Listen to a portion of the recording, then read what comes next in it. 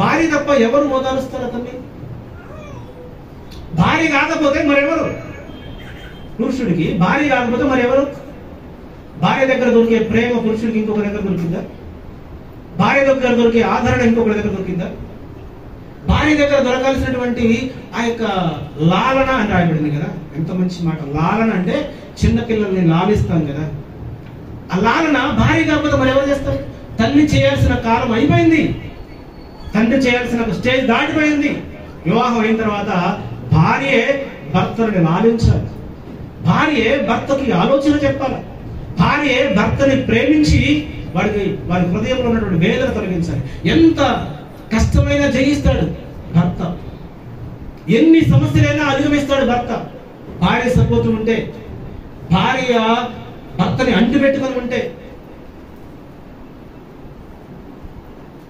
సంసోను భార్య వెళ్ళిపోయింది, ఏం చేయాలి అర్థంగా పిచ్చోడైపోయాడు. ఆ దేశాన్ని తగలబెట్టాడు, ఫిలిష్తీ దేశాన్ని తగలబెట్టేసాడు, కాలిపోయింది. సంసోను ఎలా చంపాలని ఎదురు చూస్తూ ఉన్నారు. అదే టైంలో సంసోను ప్రేమను కోరి, ఆప్యాయతను కోరి, ఆదరణ కోరి, నెమ్మదిని కోరి ఒక స్త్రీకి దగ్గరైపోయాడు.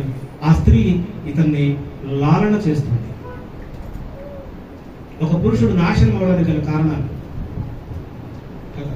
నీ లోకిట నీ భార్య ఎలా ఉండాలంటే ఫలించే ద్రాక్ష వెలుగులు ఉండాలి కదా. సామెతల గ్రంథం 31వ అధ్యాయం మళ్ళీ వెళ్ళి మనం ముగించుకుందాం. సామెతల గ్రంథం 31వ అధ్యాయం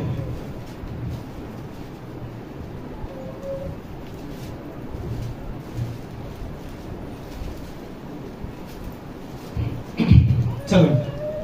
17వ గుణవతి అయిన భార్య భర్త పెద్దలతో కూర్చుంటాడంట. పెద్దలతో కూర్చోవాలంటే దావీదు గారు అడుగులకు పోవడానికి గల కారణం ఎవరు? ఈ మాట ఎక్స్ప్లెయిన్ చేసి వదిలేస్తారు. దావీదు గారు అరణ్యంలోకి వెళ్ళడానికి గల కారణం ఎవరు?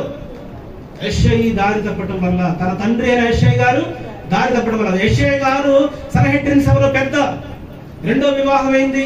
ఈమె మోయాబులను చేసుకున్నాడు, ఒక అన్యురాలను పెళ్లి చేసుకున్నాడని సభలో తెలిస్తే నా ఉద్యోగం ఊడిపోద్ది, నాకు దక్కాల్సిన గౌరవ మర్యాదలు ఉండవని చెప్పేసి దావీదు గారిని తల్లి నుజావేతు గారి ఇద్దరిని కూడా అరణ్యంలో పంపించే 100 గొర్రెలు ఇచ్చి కాసుకొని బతకండి, మీరు సమాజంలో తెలియడానికి వీల్లేదు, మీరు నలుగురిలో మీ ముఖాలు పరిచయం కావడానికి వీల్లేదు పంపించేశారు. గుణవతి అనే యొక్క భార్య యొక్క భర్త ఎలా ఉంటాడంటే గౌరుల మీద. చదవండి. దేశపు పెద్దలతో కూడా కూర్చుండును, గవిని యొక్క పేరు కొనిన వాడై. భార్య గయ్యాడిదైతే మనకి గౌరవం ఉండదు. అందుకే భర్తకి భార్య కిరీటంగా ఉండాలంట. భర్తకి భార్య కిరీటంగా ఉండాలి. మాటలో, ప్రవర్తనలో, విశ్వాసంలో, విధేయతలో, నిరీక్షణలో, ప్రేమలో, అణుకువలో, స్వస్థ బుద్ధిలో ఈ గుణలక్షణాలన్నీ భార్య ఉంటే అప్పుడు మనం పురుషుడు బయటకు వెళితే భార్య యొక్క గుణలక్షణాలు బట్టి భర్తకి గౌరవం వస్తుంది. భార్య యొక్క గుణాన్ని బట్టి భర్తకి గౌరవం పెరిగింది, భర్తకి విలువ పెరిగింది, భర్తకి పేరు ప్రఖ్యాతులు వస్తాయి. ఇక్కడ అంటాడు ఆ భార్య గుణవతి అయితే అతను గౌరుల మీద పెద్దలతో, గ్రామ పెద్దలతో, దేశపు పెద్దలతో కూర్చుంటాడు. ఆమె నారబట్టలు వేయించి అమ్మును, నడికట్లను వర్తకులకు. అంటే కష్టపడి పనిచేసిన మనసు. భార్యకి అనేకమైన లక్షణాల్లో ఈ లక్షణం కూడా, అంటే భర్తకి భార్య ఒక కిరీటంగా ఉండాలి, కీటకంగా ఉండకూడదు.